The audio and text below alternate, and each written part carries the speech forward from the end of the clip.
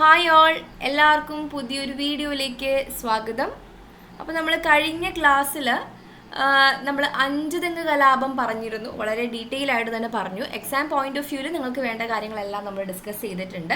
അപ്പോൾ ആ ക്ലാസ്സിൽ നിന്നും എന്തൊക്കെ കാര്യങ്ങൾ നിങ്ങൾ ഓർക്കുന്നുണ്ട് എന്ന് നമുക്ക് ഒന്ന് ചെക്ക് ചെയ്ത് നോക്കാം.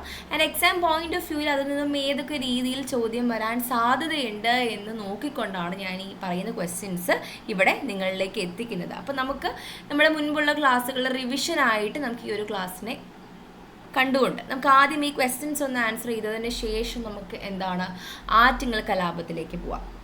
അപ്പോൾ ആദ്യത്തെ ചോദ്യം ഇങ്ങനെയാണ്: കേരളത്തിൽ ബ്രിട്ടീഷുകാർക്കെതിരെ നടന്ന ആദ്യത്തെ കലാപം ഏത് എന്നാണ് ചോദ്യം. ഓപ്ഷൻസ് നോക്കിക്കേ, അതിൽ വ്യക്തമായി നമുക്ക് ആൻസറിലേക്ക് എത്താൻ സാധിക്കും. ഞാൻ ഓപ്ഷൻസ് എല്ലാം വായിക്കുന്നില്ല, ടൈം വേസ്റ്റ് ചെയ്യണ്ടല്ലോ, വളരെ ഈസി ആയിട്ട് നമുക്ക് ആൻസറിലേക്ക് എത്താം. ഇതാണ് 5 തെങ്ങ് കലാപമാണ്. ഓപ്ഷൻ ബി 5 തെങ്ങ് കലാപമാണ് നമ്മുടെ ആൻസർ. ഓക്കെ, അടുത്ത ചോദ്യത്തിലേക്ക് പോയിക്കേ. 5 തെങ്ങ് കലാപം നടന്ന വർഷം ഏതാണ് എന്നാണ് ചോദ്യം. 5 തെങ്ങ് കലാപത്തിൻ്റെ വർഷം കൃത്യമായി ഓർത്ത് വെക്കണം എന്ന് ഞാൻ പറഞ്ഞിരുന്നു. എത്രയാണ്? 1695 ആണോ? അല്ല, 7ആണ്. 1697 5 തെങ്ങ് കലാപത്തിൻ്റെ വർഷം. ഓർക്കുന്നുണ്ടല്ലോ? ശരി, അടുത്ത ചോദ്യത്തിലേക്ക് പോവാം.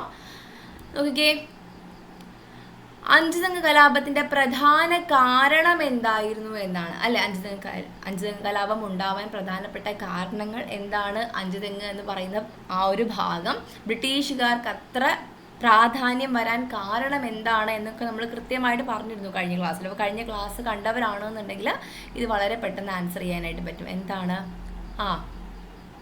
കുരുമുളക് വ്യവസായത്തിലെ ബ്രിട്ടീഷുകാരുടെ കുത്തകയാണ് പ്രധാനപ്പെട്ട ഇതിൻ്റെ കാരണമായി നമ്മൾ പറയുന്നത്. അല്ലേ, നമ്മുടെ ബ്രിട്ടീഷുകാർ ഫിക്സ് ചെയ്യുന്ന വിലയ്ക്ക് മാത്രമേ കർഷകർക്ക് അത് വിൽക്കാൻ സാധിക്കുമായിരുന്നുള്ളൂ.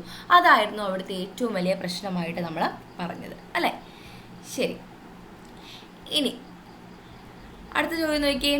5 തെങ്ങിൽ ബ്രിട്ടീഷുകാർക്ക് ഫാക്ടറിയും കോട്ടയും സ്ഥാപിക്കാൻ അനുവാദം നൽകിയ വേണാട് ഭരണാധികാരി ആരാണ് എന്നാണ് ചോദ്യം. ആരായിരുന്നു? നമ്മൾ കഴിഞ്ഞ ക്ലാസ്സിൽ എല്ലാം ആറ്റിങ്ങൽ റാണി എന്ന് മാത്രമേ പറഞ്ഞുള്ളായിരുന്നു. അതിൻ്റെ ആൻസർ എന്താണ്? ആറ്റിങ്ങൽ റാണിയുടെ പേരെന്തായിരുന്നു? ഉമയമ്മ റാണി എന്നാണ്. നമ്മൾ അടുത്ത ആറ്റിങ്ങൽ കലാപം പറയുമ്പോൾ നമ്മൾ ഈ ഒരു വ്യക്തിയുടെ ബാക്ക്ഗ്രൗണ്ട് കൂടെ നമ്മൾ പറയും. എന്താണ്? ആറ്റിങ്ങൽ റാണി അല്ലെങ്കിൽ ഉമയമ്മ റാണി എന്നാണ് ആ ഭരണാധികാരിയുടെ പേര്. ഓർക്കുന്നുണ്ടല്ലോ? ഓപ്ഷൻ എ ആണ്. ശരി, അടുത്ത വർഷം നോക്കിക്കേ. അടുത്ത ചോദ്യം നോക്കിക്കേ. 5 തെങ്ങ് കോട്ടയുടെ നിർമ്മാണം പൂർത്തിയായ വർഷം ഏതാണെന്നാണ് ചോദ്യം. ഞാൻ കൃത്യമായി പറഞ്ഞിരുന്നു, ആ ഒരു വർഷം കൂടി ഓർത്ത് വയ്ക്കണം. 5 തെങ്ങ് കോട്ടയുടെ നിർമ്മാണം പൂർത്തിയായ വർഷമാണ് 1695. എന്നാൽ ഈ ഒരു പ്രക്ഷോഭം നടക്കുന്ന വർഷം ഏതെന്ന് ചോദിച്ചാലോ 1697 അത് മാറിപ്പോവരുത്. ഓർക്കുന്നുണ്ടല്ലോ? ശരി, എങ്കിൽ നമുക്ക് ഇത്രയും ക്വസ്റ്റ്യനൊക്കെയാണ് ആ ഭാഗത്ത് നിന്ന് ചോദിക്കാൻ സാധ്യതയുള്ളത്. നിങ്ങൾ ഓർക്കുന്നുണ്ടാവുമെന്ന് ഞാൻ വിശ്വസിക്കുന്നു. ഇതിനോടൊപ്പം തന്നെ എന്താണ്? ആ ബ്രാബോൺ എന്ന് പറയുന്ന ആ ഒരു ബ്രിട്ടീഷുകാരുടെ ഭാഗത്തു നിന്ന് കോട്ട കെട്ടിക്കോട്ടെ എന്ന് ആ ഒരു റിക്വസ്റ്റ് നടത്തിയ ആ ഒരു ബ്രിട്ടീഷുകാരൻ്റെ പേര് കൂടി ഓർത്ത് വയ്ക്കുക. ജോൺ ബ്രാബോൺ എന്നായിരുന്നു. അത് നിങ്ങൾ ഓർക്കുന്നുണ്ടാവും. ശരി, ഇനി നമുക്ക് അടുത്ത ഭാഗത്തിലേക്ക് പോവാം. 1721 നടന്ന ആറ്റിങ്ങൽ കലാപം. ഓക്കെ, അപ്പോൾ ഈ ഒരു ആറ്റിങ്ങൽ കലാപത്തിൻ്റെ പശ്ചാത്തലം എന്തായിരുന്നു എന്ന് ചോദിച്ചു കഴിഞ്ഞാൽ നമ്മൾ ആദ്യമേ പറഞ്ഞിരുന്നു, എന്താണ്? ബ്രിട്ടീഷുകാർക്കെതിരെ ഇന്ത്യയിൽ നടന്ന ആദ്യത്തെ സംഘടിത പ്രക്ഷോഭം ഏതാണ്? ആദ്യത്തെ സംഘടിത പ്രക്ഷോഭം, ആ വാക്കിനാണ് ഇവിടെ പ്രസക്തി. ആദ്യത്തെ സംഘടിത പ്രക്ഷോഭം ഏത് എന്ന് ചോദിച്ചാൽ അത് ആറ്റിങ്ങൽ കലാപമായിരുന്നു. 5 തെങ്ങ് കലാപം എന്താണ്? കൃത്യമായി പ്ലാൻഡ് ആയിട്ടുള്ളൊരു സംഘടിതമായ ഒരു പ്രക്ഷോഭമൊന്നും ആയിരുന്നില്ല. എന്നാൽ ബ്രിട്ടീഷുകാർക്കെതിരെ നടന്ന ആദ്യത്തെ സംഘടിത പ്രക്ഷോഭം ഏത് എന്ന് ചോദിച്ചാൽ അത് ആറ്റിങ്ങൽ കലാപമാണ്. ഓക്കെ, അടുത്ത് നോക്കി. ആദിത്യവർമ്മ എന്ന് പറയുന്ന രാജാവ് എന്താണ്? ഈ ഒരു ടൈമിൽ, ഈ ഒരു പ്രക്ഷോഭം നടക്കുന്ന ടൈമിൽ അവിടുത്തെ രാജാവിൻ്റെ പേരാണ് ആദിത്യവർമ്മ എന്ന് പറയുന്നത്. അദ്ദേഹത്തിൻ്റെ കാലഘട്ടം എന്ന് പറയുന്നത് 1718 മുതൽ 1721 വരെയാണ് അദ്ദേഹം ഭരിച്ചിരുന്ന കാലഘട്ടം എന്ന് പറയുന്നത്. ആ സമയത്തെ നമ്മുടെ രാജാവിൻ്റെ പേരെന്തായിരുന്നു? ആദിത്യവർമ്മ എന്ന് പറയുന്ന രാജാവാണ് നമ്മുടെ തിരുവിതാംകൂർ അല്ലെങ്കിൽ വേണാട് ഭരിച്ചിരുന്നത് എന്ന് നമുക്ക് പറയാം. ഓക്കെ, അതിൻ്റെ ദേശവഴികളിൽ ഒന്ന് മാത്രമാണ് ആറ്റിങ്ങൽ എന്ന് പറയുന്നത്. എടക്കോട്, ഇളമ്പ, മുതാക്കൽ, ആലങ്കോട്, അവനവഞ്ചേരി, ആറ്റിങ്ങൽ, കീഴാറ്റിങ്ങൽ ഗ്രാമങ്ങളെല്ലാം എന്താണ് ഇതിൻ്റെ അധികാരപരിധിയിൽ പെട്ടതായിരുന്നു. ഓക്കെ, അപ്പോൾ കൃത്യമായിട്ട് ഓർക്കുക, ഇതിനു മുൻപ് 14-ാം ശതകത്തിൽ ഉദയവർമ്മ രാജാവ് എന്ന് പറയുന്ന ഒരു രാജാവ് എന്താണ് കോലത്തിരി രാജാവിൻ്റെ അടുത്ത് നിന്ന് അല്ലെങ്കിൽ അവരുടെ ഫാമിലിയിൽ നിന്ന് 2 രാജകുമാരിമാരെ ദത്തെടുത്തിരുന്നു. ഓക്കെ, അതുവഴിയാണ് അല്ലെങ്കിൽ ആ ഒരു സംഭവത്തിന് ശേഷമാണ് ആറ്റിങ്ങൽ ദേശവഴി ഉത്ഭവിക്കുന്നത്. അപ്പോൾ നമ്മുടെ 14-ാം ശതകത്തോടു കൂടി ഉദയവർമ്മ എന്ന് പറഞ്ഞാൽ തോന്നുന്നു ഉദയ മാർത്താണ്ഡവർമ്മയാണ് കേട്ടോ. ഉദയ മാർത്താണ്ഡവർമ്മ എന്ന് പറയുന്ന രാജാവ് എന്താണ് കോലത്തിരി രാജാവിൻ്റെ കുടുംബത്തിൽ നിന്നും 2 രാജകുമാരിമാരെ എന്താണ് ദത്തെടുത്തിരുന്നു. അങ്ങനെ അവർ എടുത്ത ആ 2 പെൺകുട്ടികളിലെ മൂത്ത റാണിക്ക് എന്ത് കൊടുത്തു? ആറ്റിങ്ങൽ പ്രദേശം കൊടുത്തു. മൂത്ത റാണിക്ക് ആറ്റിങ്ങൽ പ്രദേശം കൊടുത്തു. ആൻഡ് ഇളയ റാണിക്ക് എന്ത് കൊടുത്തു? കുന്നുമ്മേൽ എന്ന് പറയുന്ന പ്രദേശവും കൊടുത്തു. ഈ 2 പ്രദേശത്തും ഈ 2 റാണിമാർക്കും ഓരോ കൊട്ടാരവും എന്താണ് കെട്ടിക്കൊടുത്തു. ഓക്കെ, അപ്പോൾ മൂത്ത റാണിക്ക് ആറ്റിങ്ങലും രണ്ടാമത്തെ റാണിക്ക് കുന്നുമ്മേൽ പ്രദേശവും കൊടുത്തു. 2ഇടത്തും എന്താണ് കൊട്ടാരം കൂടി അവർക്ക് നിർമ്മിച്ചു കൊടുത്തു. ഓക്കെ, അപ്പോൾ ഈ ഒരു ടൈമിൽ നമ്മൾ പറഞ്ഞു അഞ്ചുതെങ്ങ് എന്ന് പറഞ്ഞ പ്രദേശത്തൊക്കെ എന്താണ് ആ ബ്രിട്ടീഷുകാരുമായിട്ട് വ്യാപകമായ പ്രക്ഷോഭം നടന്നുകൊണ്ടിരിക്കുന്ന ഒരു ടൈമാണ്. ബ്രിട്ടീഷുകാർ മാത്രമല്ല, ആ ടൈമിൽ മുസ്ലിം വ്യാപാരികളും നമ്മുടെ ഈ ഭാഗത്ത് എന്താണ് ശക്തമായിട്ട് പ്രവർത്തിച്ചുകൊണ്ടിരുന്നതാണ്. അപ്പോൾ ഈ പറയുന്ന മുസ്ലിം വ്യാപാരികളും ബ്രിട്ടീഷുകാരും തമ്മിൽ നമ്മുടെ സുഗന്ധവ്യഞ്ജനങ്ങളുടെ കച്ചവടവുമായി ബന്ധപ്പെട്ട് എന്താണ് വലിയ രീതിയിൽ മത്സരമായിക്കൊണ്ടിരിക്കുന്ന അല്ലെങ്കിൽ മത്സരം നടന്നുകൊണ്ടിരിക്കുന്ന അല്ലെ മത്സരിച്ചു ഒരു ടൈമായിരുന്നു ഇത്.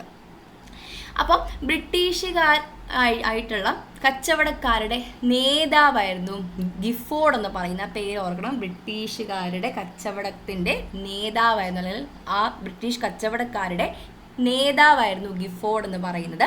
അപ്പോൾ ഗിഫോർഡിൻ്റെ നേതൃത്വത്തിൽ എന്താണ് വലിയ രീതിയിലുള്ള അഴിഞ്ഞാട്ടം തന്നെ ആ ഒരു ഭാഗത്ത് ഇങ്ങനെ പോയിക്കൊണ്ടിരിക്കുകയാണ്.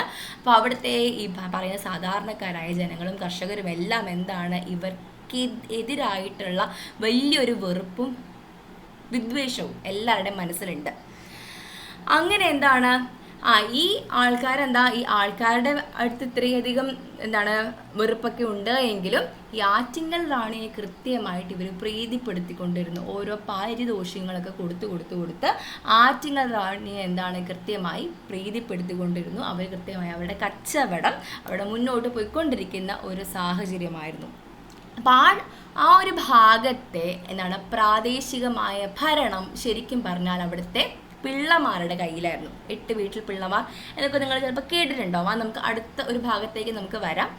അപ്പോൾ ഈ ഒരു ഭാഗത്തെ ലോക്കലായിട്ടുള്ള കാര്യങ്ങളെല്ലാം നോക്കിക്കൊണ്ടിരുന്ന അവിടുത്തെ പ്രമാണിമാരായിരുന്ന ആൾക്കാരായിരുന്നു പിള്ളമാരെന്ന് പറയുന്നത്. അപ്പോൾ ഇവിടുത്തെ സാധാരണപ്പെട്ട ജനങ്ങളെല്ലാം ഈ പിള്ളമാരുടെ അടുത്ത് എന്ന് പറഞ്ഞു, പിള്ളമാരെ ഈ പറയുന്ന ബ്രിട്ടീഷുകാരൊക്കെ ഈ റാണി നമ്മുടെ ആറ്റിങ്ങൽ റാണിയെ നേരിട്ട് പോയി കണ്ട് ഈ പറയുന്ന ഗിഫ്റ്റുകളെല്ലാം കൊടുത്ത് പ്രീതിപ്പെടുത്തിയിട്ട് ഈ ഒരു ഭാഗം മുഴുവൻ ഈ ബ്രിട്ടീഷുകാരുടെ കീഴിൽ കൊണ്ടുവരാനുള്ള പ്ലാനാണ്, ഇത് ഇങ്ങനെ വിട്ടാൽ പറ്റില്ല എന്നൊക്കെ പറഞ്ഞപ്പോഴത്തേക്കും എന്താണ് അവരുടെ മനസ്സിലൊരു പ്രത്യേകതരം ഒരു ഇത് കയറി. അങ്ങനെ നമ്മുടെ റാണിക്ക് നമ്മളോട് ചോദിക്കാതെ നേരിട്ട് പോയി ഗിഫ്റ്റ് കൊടുക്കാൻ മാത്രം ബ്രിട്ടീഷുകാരായോ എന്ന് ചോദിച്ചിട്ട് പിള്ളമാര് ചെന്നിട്ട് പറഞ്ഞു, ഇനി നിങ്ങൾ എന്തെങ്കിലും തരത്തിലുള്ള ഗിഫ്റ്റുകൾ നിങ്ങൾക്ക് റാണിക്ക് കൊടുക്കണമെങ്കിൽ അത് ഞങ്ങൾ പിള്ളമാർ വഴി മാത്രം കൊടുത്താൽ മതി എന്ന് ഗിഫോർഡിനോട് പറഞ്ഞു. പക്ഷേ ഗിഫോർഡിന് അത് സ്വീകാര്യമായിരുന്നില്ല. കാരണം ഞങ്ങൾക്ക് എന്തെങ്കിലും കൊടുക്കാനാണെങ്കിൽ ഞങ്ങൾ നേരിട്ടത് റാണിക്ക് കൊടുത്തോളാം, അങ്ങനെ പിള്ളമാരുടെ സഹായം ഞങ്ങൾക്ക് വേണ്ട എന്ന് പറഞ്ഞു. അപ്പോൾ ഈ പറയുന്ന പിള്ളമാരിലും ഈ ബ്രിട്ടീഷുകാർക്കെതിരായിട്ടുള്ള ഒരു ആ ഒരു ദേഷ്യം വളർന്നു വരാനായിട്ടത് കാരണമായി. അങ്ങനെ ഒരു ദിവസം നമ്മുടെ നമ്മുടെ ഈ പറയുന്ന ബ്രിട്ടീഷ് കച്ചവടക്കാരുടെ നേതാവായിട്ടുള്ള ഗിഫോർഡ് എന്ന് പറയുന്ന ബ്രിട്ടീഷുകാരൻ ഒരു 150 ബ്രിട്ടീഷുകാരുടെ സംഘവുമായിട്ട് ആറ്റിങ്ങൽ റാണിക്ക് കുറേയധികം പാരിതോഷികങ്ങളുമായിട്ട് പോകാനായി തീരുമാനിച്ചു. അവരുടെ സംഘം ഇങ്ങനെ പോയിക്കൊണ്ടിരിക്കുകയാണ്. അപ്പം ഇത് കണ്ട് ദേഷ്യം സഹിക്കാൻ വയ്യാതെ ഈ പറയുന്ന പിള്ളമാരും നാട്ടുകാരും എല്ലാവരും കൂടി ചേർന്ന് ആ സംഘത്തെ അങ്ങ് ആക്രമിച്ചു. ഏതാണ് ആ വർഷം? 1721 ഏപ്രിൽ 15. ഓക്കെ, അപ്പോൾ ആ ഒരു വർഷം കൃത്യമായിട്ട് ഓർത്തിരിക്കുക. 1721 ഏപ്രിൽ 15 ആ ഒരു സംഘത്തെ വ്യാപകമായി ആക്രമിച്ചു എന്ന് മാത്രമല്ല, അഞ്ചുതെങ്ങ് കോട്ടയ്ക്ക് ചുറ്റും ഈ ജനങ്ങൾ മൊത്തത്തിൽ അങ്ങ് വളഞ്ഞു.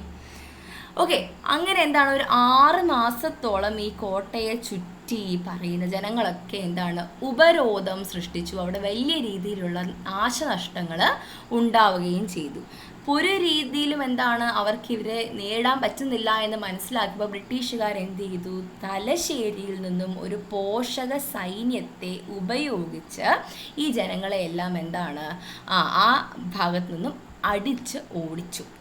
അപ്പം ഇത് PYQആയിട്ട് മുമ്പ് ചോദിച്ചിട്ടുണ്ട്, ഏത് ഭാഗത്തു നിന്നുള്ള സേനയെ ഇറക്കിയിട്ടാണ് ഈ ഒരു ആറ്റിങ്ങൽ കലാപം അവരില്ലാതെയാക്കിയത് എന്ന് ചോദിച്ചിട്ടുണ്ട്. അപ്പോൾ തലശ്ശേരി എന്ന് പറയുന്ന ഒരു ഭാഗത്തു നിന്നും പോഷക സേനയെ ഉപയോഗിച്ചാണ് അവർ പ്രതിരോധം അവിടെ ഉണ്ടാക്കിയത് എന്ന് മനസ്സിലാക്കുക. അപ്പം അങ്ങനെ ഈ ഒരു സംഭവത്തിന് ശേഷം ബ്രിട്ടീഷുകാരും റാണിയും തമ്മിലൊരു കരാറിൽ ഏർപ്പെടുകയാണ്. കാരണം ഇത്രയധികം പ്രശ്നം ഉണ്ടായിട്ടും ഈ റാണി ഞങ്ങൾക്ക് വേണ്ടി ഒന്നും ചെയ്തില്ല എന്ന് ബ്രിട്ടീഷുകാർ ചെന്ന് പറഞ്ഞു. അങ്ങനെ ഈ റാണിയെ അവർ ഭീഷണിപ്പെടുത്തി. റാണി ഇത്രയൊക്കെ പ്രശ്നങ്ങൾ ഉണ്ടായിട്ടും ഞങ്ങളെ ഒന്ന് ഹെൽപ്പ് ചെയ്യാൻ പോലും റാണി വന്നിട്ടില്ല. അതുകൊണ്ട് ഇങ്ങനെ പോവുകയാണെങ്കിൽ ഞങ്ങൾക്ക് ഈ ഭാഗങ്ങളെല്ലാം ഞങ്ങളുടെ കീഴിലാക്കേണ്ടി വരും എന്നൊരു താക്കീത് റാണിക്ക് കൊടുത്തു. റാണി പറഞ്ഞു, പ്രശ്നങ്ങളൊന്നും ഉണ്ടാക്കരുത്, നമുക്ക് ഒരു കരാറ് ഒപ്പിടാം എന്ന് പറഞ്ഞ് നമ്മുടെ ബ്രിട്ടീഷുകാരും റാണിയും കൂടി ഒരു കരാറങ്ങ് ഒപ്പിട്ടു. എന്നിട്ട് പറഞ്ഞു, ഈ ഒരു ആറ്റിങ്ങൽ കലാപത്തിന് കാരണമായിട്ടുള്ള എല്ലാവരെയും നമുക്ക് ശിക്ഷിക്കാം എന്ന് റാണി പറഞ്ഞു. എന്ന് മാത്രമല്ല, ഇതുവഴി നമ്മുടെ ബ്രിട്ടീഷുകാർക്ക് എവിടെ വേണമെങ്കിലും വ്യവസായശാലകൾ നിർമ്മിക്കാനായിട്ടുള്ള ഒരു അവകാശവും അവർക്ക് കിട്ടി.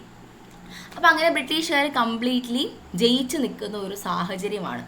അപ്പം അങ്ങനെ ഇരിക്കുമ്പോഴാണ് നമ്മുടെ നെയ്യാറ്റിൻകര പ്രദേശത്തെ രാജകുമാരനായിട്ടുള്ള നമ്മുടെ അനിഴം തിരുനാൾ മാർത്താണ്ഡവർമ്മ ഇതിങ്ങനെ കണ്ടു വന്നപ്പോഴത്തേക്കും പറഞ്ഞു, ഈ ഒരു ഭാഗത്ത് ഈ ഈ ലോക്കലായിട്ടുള്ള ജനങ്ങളെയെല്ലാം കൺട്രോൾ ചെയ്യാനായിട്ട് പിള്ളമാർ വല്ലാതെ അങ്ങോട്ട് അങ്ങോട്ട് കയറി വരുന്നുണ്ട്. രാജാക്കന്മാർക്ക് വലിയ വിലയൊന്നും ഇല്ല. അതിനേക്കാൾ മുകളിലാണ് അവിടുത്തെ പ്രാദേശികമായിട്ടുള്ള ഭരണം നടത്തുന്ന പിള്ളമാരുടെ സ്ഥാനം എന്ന് മനസ്സിലാക്കിക്കൊണ്ട് നമ്മുടെ മാർത്താണ്ഡവർമ്മ പറഞ്ഞു, ഇതിങ്ങനെ പോയാൽ പറ്റില്ല, രാജാവിൻ്റേതായിട്ടുള്ള ഒരു സ്ഥാനം വേണം എന്ന് അദ്ദേഹം മനസ്സിൽ ഫിക്സ് ചെയ്തു. അപ്പം അതിന് മുമ്പായിട്ട് നമ്മൾ വേറെ കാര്യം പറഞ്ഞില്ല. നമ്മുടെ ഈസ്റ്റ് ഇന്ത്യ കമ്പനി ആദ്യമായി ഒരു ഭാരതീയ രാജാവുമായി ഒപ്പിട്ട ഉടമ്പടിയാണ് വേണാട് ഉടമ്പടി. അപ്പം എങ്ങനെയാണ് അത് ഒപ്പിട്ടതെന്നുള്ള ബാക്ക്ഗ്രൗണ്ടാണ് പറഞ്ഞത്. നമ്മുടെ മാർത്താണ്ഡവർമ്മ ഇത്തരത്തിലുള്ള പിള്ളമാരുടെ ആ ഒരു ആധിക്യം ഒന്ന് കുറയ്ക്കാൻ വേണ്ടിയിട്ട് ബ്രിട്ടീഷുകാരുടെ ഒപ്പം കൂട്ടുകൂടി. അങ്ങനെ ബ്രിട്ടീഷുകാരുടെ ഒപ്പം കൂടിക്കഴിഞ്ഞാൽ ഇങ്ങനെ പ്രാദേശിക നേതാക്കൾ അല്ലെങ്കിൽ ഈ പറയുന്ന ഓരോ ഭാഗവും പിടിച്ചെടുത്ത് ഭരിച്ചുകൊണ്ടിരിക്കുന്ന ഈ പറയുന്ന പിള്ളമാരെന്ന് പറയുന്ന കാറ്റഗറിയെ നമുക്ക് നമുക്കൊന്ന് അടിച്ചു താഴ്ത്താൻ പറ്റിയേക്കും എന്ന് വിചാരിച്ച് നമ്മുടെ മാർത്താണ്ഡവർമ്മ ബ്രിട്ടീഷുകാരുമായി ചേർന്ന് ഒരു ഉടമ്പടി ഒപ്പിട്ടു. അതാണ് വേണാട് ഉടമ്പടി. അപ്പോൾ 1723 ഇത് ഒപ്പിട്ടത്. അപ്പോൾ ആദ്യമായിട്ട് ഈസ്റ്റ് ഇന്ത്യ കമ്പനി ഒരു ഭാരതീയ രാജാവുമായി ഒപ്പിട്ട ഒരു ഒരു കോൺട്രാക്റ്റാണ് ഈ വേണാട് ഉടമ്പടി എന്ന് പറയുന്നത്. മനസ്സിലായല്ലോ? ഓക്കെ, അപ്പോൾ ഈ ഒരു കോൺട്രാക്റ്റ് പ്രകാരം നമ്മുടെ രാജാവ് രാജാവിൻ്റെ സ്വന്തം കീശയിൽ നിന്ന് കാശെടുത്തിട്ട് ഏത് ഭാഗത്ത്? കുളച്ചൽ, കണ്ടോ? ഈ ഒരു ഭാഗത്ത് കോട്ട കെട്ടിക്കൊടുത്തു. ആർക്കാണ്? ബ്രിട്ടീഷുകാർക്ക് സ്വന്തം ചെലവിൽ. ഏതാണ്? നമ്മുടെ രാജാവ്, നമ്മുടെ മാർത്താണ്ഡവർമ്മ എന്ന് പറയുന്ന രാജകുമാരൻ്റെ നിർദ്ദേശപ്രകാരം രാജാവ് ആ ഭാഗത്ത് എന്ത് കെട്ടിക്കൊടുക്കുകയാണ്? ഒരു കോട്ട കെട്ടിക്കൊടുക്കുകയാണ്. അങ്ങനെ ഇതുവഴി വെള്ളമാരെന്ന് പറയുന്ന കാറ്റഗറിയെ എന്താണ് ഒരു മൂലയ്ക്കാക്കാൻ പറ്റിയേക്കുമെന്ന് രാജാവ് വിചാരിച്ചു. ആരുടെ ഒപ്പം ചേർന്ന്? ബ്രിട്ടീഷുകാരുടെ ഒപ്പം ചേർന്നിട്ട്. അപ്പോൾ ആ ഒരു ഭാഗം, ആ ഒരു പ്രദേശം എന്ന് പറയുന്നത് എപ്പോഴും ബ്രിട്ടീഷുകാരുടെ ഇഷ്ടപ്പെട്ടൊരു പ്രദേശമായിരുന്നു. ബ്രിട്ടീഷുകാരായിട്ടൊന്നും വലിയ പ്രശ്നത്തിന് പോവാത്ത ഒരു ഭാഗമാണ് നമ്മുടെ തിരുവിതാംകൂർ എന്ന് പറയുന്ന പ്രദേശം എന്ന് പറയുന്നത് എന്താണ്? ബ്രിട്ടീഷുകാരുമായിട്ട് സൗഹാർദ്ദപൂർവ്വം മുന്നോട്ട് പോകുന്ന ഒരു പ്രദേശമായിരുന്നു എന്ന് മനസ്സിലാക്കി വെക്കുക. അപ്പം ഇത്രയും കാര്യം ഈ ഒരു ആറ്റിങ്ങൽ കലാപവുമായി ബന്ധപ്പെട്ട് നിങ്ങൾ ഓർത്ത് വെച്ച് കഴിഞ്ഞാൽ ഇവിടെ നിന്നും വരുന്ന ഏതൊരു ചോദ്യവും നിങ്ങൾക്ക് ഈസി ആയിട്ട് ഓർത്ത് വയ്ക്കാം. ഇതിൽ ഗിഫോർഡ് എന്ന് പറയുന്ന ആ ഒരു ബ്രിട്ടീഷ് കച്ചവട നേതാവിൻ്റെ പേര് ഒന്ന് ഓർത്ത് വയ്ക്കുക. പിന്നെ നമ്മുടെ ആ ഒരു വർഷം നമ്മൾ പറഞ്ഞിരുന്നല്ലോ, ഇതാണ് 1721 ഏപ്രിൽ 15 എന്ന് പറയുന്ന ആ ഒരു വർഷം ഓർത്ത് വയ്ക്കുക. പിന്നെ പോഷകസേന എവിടെ നിന്നാണ് ഇറക്കിയതെന്നുള്ള കാര്യം ഓർത്ത് വയ്ക്കുക. വേണാട് ഉടമ്പടി, ഇത്രയും കാര്യങ്ങൾ ഇതിൽ നിന്ന് ഓർത്ത് വയ്ക്കുകയാണെന്നുണ്ടെങ്കിൽ തീർച്ചയായിട്ടും ഈ ഭാഗത്തു നിന്നുള്ള ഏത് ചോദ്യവും വളരെ ഈസി ആയിട്ട് നിങ്ങൾക്ക് ആൻസർ ചെയ്യാവുന്നതേ ഉള്ളൂ. അപ്പോൾ അടുത്ത ക്ലാസ്സിൽ ഈ ഭാഗത്തു നിന്നും വരാൻ സാധ്യതയുള്ള ക്വസ്റ്റ്യൻസും കൂടി ഡിസ്കസ് ചെയ്തിട്ട് നമുക്ക് അടുത്ത ഭാഗത്തേക്ക് കടക്കാം. എല്ലാവർക്കും വീഡിയോ ഇഷ്ടപ്പെട്ടു എന്ന് വിശ്വസിക്കുന്നു. അപ്പോൾ കൃത്യമായി ഇത് ഇഷ്ടപ്പെട്ടിട്ടുണ്ട് എന്നുണ്ടെങ്കിൽ നിങ്ങൾ നമ്മുടെ ചാനൽ സബ്സ്ക്രൈബ് ചെയ്യുക, കമൻറ്റ്സ് കൃത്യമായിട്ട് രേഖപ്പെടുത്തുക. വീണ്ടും കാണാം. Thank you.